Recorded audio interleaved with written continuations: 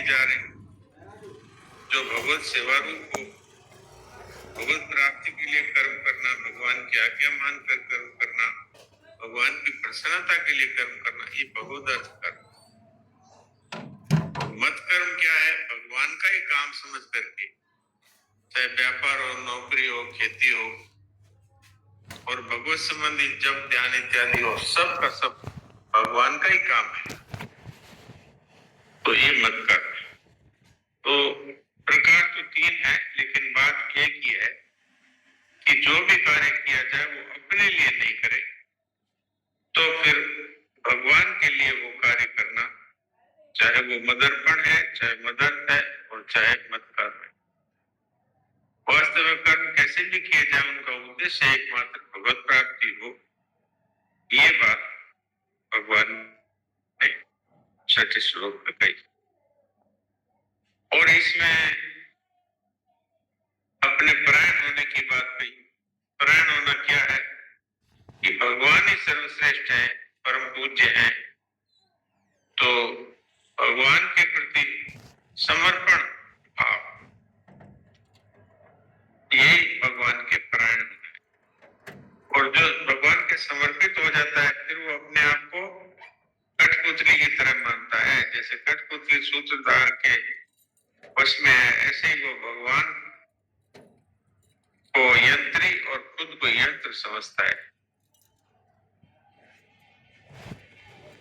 अनन्यता की बात तो जगह जगह आई है। अनन्य में योगेन माम ध्यायन्तः उपासते, अर्थात किसी अन्य के साथ अपना किसी प्रकार का कोई संबंध नहीं, केवल भगवान ही अपने हैं और संसार में कोई अपना नहीं। मेरे तो गिरधर गोपाल, दूसरों का कोई। इसी को अनन्यता कहा है। इस तरह इसको अनन्य योग भी कहा है। ऐसे जो भक्त होते हैं उनको कहते हैं, भगवान कहते हैं उनका उद्धार मैं करता हूं। तेषाम् अहं समुद्धर्ताम् संसार सागरा भवामि न चिरात् प्रातः मयि आवसित चेतसाम्। जो मुझ में चित्त को लगा देते हैं, उन भक्तों का मैं इस मृत्यु रूप संसार सागर से शीघ्र ही उद्धार कर देता हूं।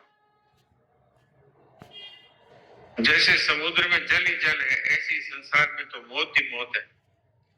यहाँ पर कोई भी वस्तु ऐसी नहीं है जो क्षण भर के लिए भी मौत से बचती हो, इसलिए इसको मृत्यु संसार सागर कहा है। हम समुद्रता मृत्यु संसार सागर, जैसे सागर है उसमें जल ही जल है, ऐसे यहाँ केवल मौत ही मौत है। कोई चीज ऐसी नहीं है जो मौत से छूट सकती हो। अब महाराज जी वो एक पुल का और गंगा जी का दृष्टांत देते थे, तो किसी ने कहा कि एक संत से कहा कि महाराज गंगा जी बह रही है, तो संत ने कहा गंगा जी भी बह रही है, पुल भी बह रहा है। महाराज पुल कैसे बह रहा है? कि भाई जब पुल बना था तब से लेके आज अब वैसा नया है क्या? तो पुराना हो गया ना।